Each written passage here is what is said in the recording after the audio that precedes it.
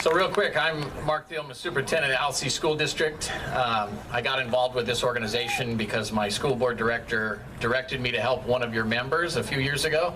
I'm the guy who said this is absurd in the vaccine thing and helped change the narrative. So now I'm famous. So thank you, everybody. So simple things like coming up to help somebody who's a member of our community in need, and my ingrained desire to serve the people in the school district. And so if the person asks for my help, even if it costs me, I'm going to help them. And you guys, being affiliated with you has cost me dearly. So give yourselves a round of applause.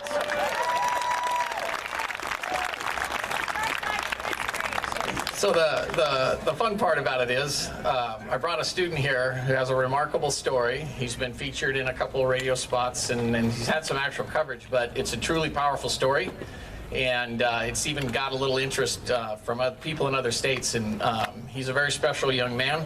And he's an example and his story is a product of the things that can be accomplished when a school system is oriented towards serving the people and not asking the people to serve it, like we just heard in the prior speaker. So this is Sam. Give him a really warm welcome. He's not used to speaking.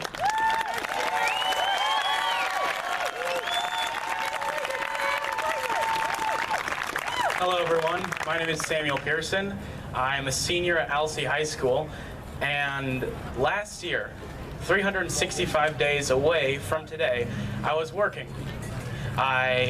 School had shut down from my school district in Cottage Grove, and we were all sitting at home twiddling our thumbs and being depressed teenagers.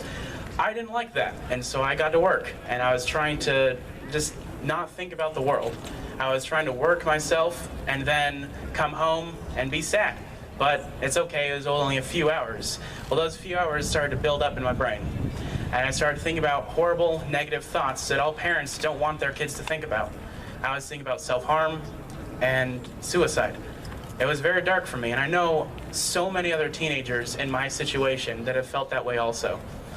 Closing schools, closing down friendships, gatekeeping just being a child has hurt so many teenagers. And I was lucky enough to know someone who would stand up for it and do something. And so a great man came over and started talking to me and asked me if I would like to join him in his school at Alsea. I said, "What's that?" And he said, "Well, it's a town." And I was like, never heard of it. And it's a tiny little town, and I didn't know how to properly spell it or say it. And I was like, interesting, let's look it up on Google.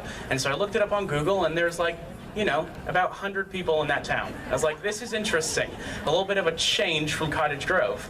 And so after a little debating with my parents, I said, sure, I'll go. And so he was kind enough to drive me from my house 2 hours to Alsea every single day and then 2 hours back, just so I could go to school. And so when I thought of a superintendent, I thought of this big, person thinking overcharging everything, very grumpy, pretty annoying in most parents' eyes, because, if they answered every single call, they wouldn't be able to get any work done. And so that was my preconceived notion of what a superintendent was. And then I was talking to Mark Thielman, and well, he kind of broke all those stereotypes from my eyes. Not only is he charismatic and, well, kind of interesting to hear, he also cares about children. Go figure! Yeah, crazy. It's insane. To be able to say that a superintendent actually cares about the children, that's something that I should be able to say and everyone should know. But the fact that it's actually groundbreaking and insane to hear about today shows you how messed up our country really is. How we have to say, oh, we care about education in order to become elected, and then do nothing for the teenagers, do nothing for the children. Well, Mark, he's done things for me. He has done things for so many countless other teenagers. He's opened up a school when the Oregon government said, no, you will not. And he said, yes, I will. And he did. And he spent all summer dedicated helping teenagers like me. And so I showed up to school, and I was obviously not dressed in the proper attire of Alsea, if you know anything about that town, it's a very small town, logging, fishing, and hay farming. And so I've done some of that back in my day, but I don't really look the part. And so I assumed, you know, I'd be kind of bullied, little jabs at my clothes, just different things like that. When I got to Alsea, they were scared a little bit, but accepting. And that was new to me, that the entire school would be accepting of a kid. And so, no talking behind my back, none of that.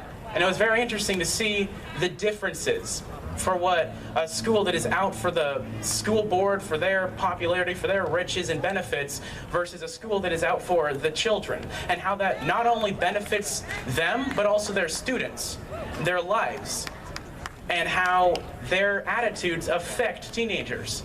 And it has affected me. I have changed from a year. I'm now, you know, pretty happy. I'm talking out in public in front of all of you guys.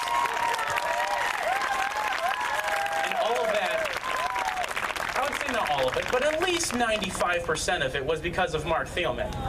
And that has changed my life for the better, and he's changed so many others teenagers' lives, including my girlfriend.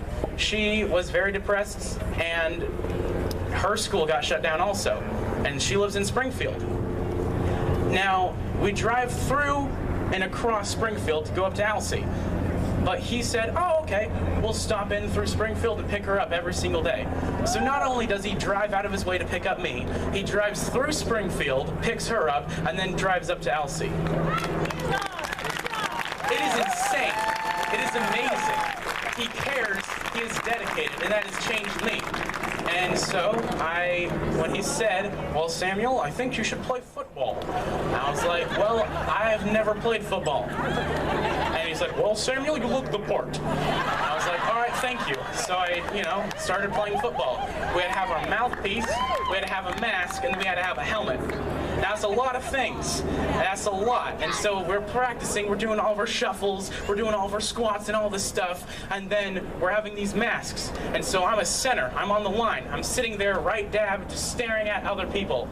And when I get up and push someone off, sometimes I would get lightheaded and start being wheezy. Now everyone was saying, oh, you know, that's just because your blood pressure, because when you sit down and stand up so fast, I think I have enough blood in my body that it won't just fall out. I'm pretty sure it has to do with something blocking my voice and blocking my airflow, to the point where when we're paused to have halftime or anything, we would walk over to the center lines, take off the helmet, take off the mask, take out the mouthpiece, drink some water, put back in the mouthpiece, put back on the mask, then finagle the helmet back on, walk out onto the field, and the ref would be like, excuse me, sir, you have to pull up your mask. It's not covering your nose. I was like, oh, I'm sorry. So I have to reach in through my guard, pull it up. It was horrible, but we did win, and Co won. We were tied for state champions.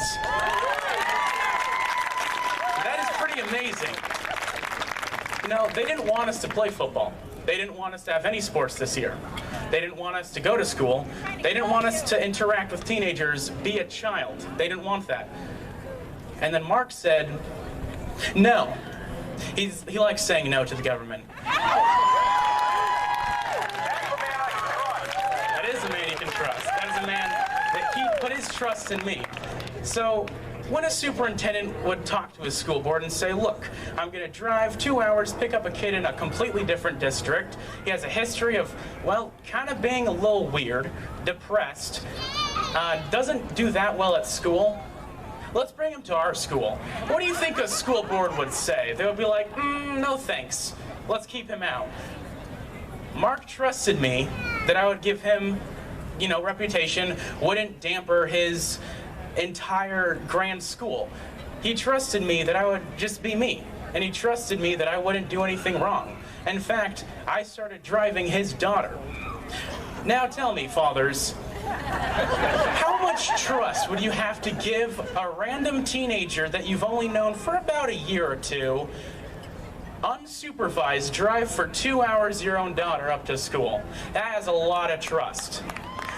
And he's trusted me with that. And so in return, I trust him wholeheartedly.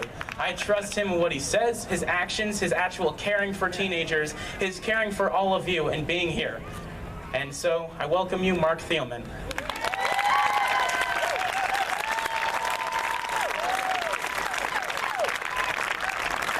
All right, Sam, I'll give you that money I told you I'd pay you to say all that. Just so you know, I didn't know what he was going to say, and so it's emotional. So again, you don't know, none of us know the impact that our individual daily decisions will make. But here's what I do know, is that if we care about others and we live in service to others, and we make a practice out of putting ourselves second while building ourselves up, amazing things can happen. It's the foundation of this country. It is what makes you guys, the grassroots, strong. When I think about some of the stuff Sam shared, you know, I didn't think he liked football that much, but apparently he did. And Sam was an amazing football player, a kid who never played football during COVID. Went out and played football and ended up being co-state champions. What a wonderful experience. It was worth all the pain in getting there. So last thing I want to say is I kept the school open because it was the right thing to do. I'm an individual, and I'm not dumb. I have a degree in biology, history, education, and I know a lot of stuff because I'm old. Okay? I'm 50 years old. Hard to believe, I know. You guys are thinking 29 maybe, tops, right? And I looked at the science and looked at what this government was telling us, and it was horse crap. And I had to face my teachers union, I had to face attorneys, I had to face the OSAA, and right now I'm under investigation in my Superintendent's Professional Association, and when they informed me, I said, again? Screw them. I know that's not political. And here's why I can say that. My email is packed with grandmothers, fathers, mothers, grandfathers, uncles, aunts, and other students like Sam, thanking myself, our teachers, our school board for doing what they did to keep school open and to give these kids an education and a chance. So with that, I want to end with, here's the downside. There's always a downside. So I should have ended there because that was great. I know this is getting long, but the issue is I have had probably well over 1,000 people reach out in the last 3 months, and I'm under tremendous pressure to enter the gubernatorial race.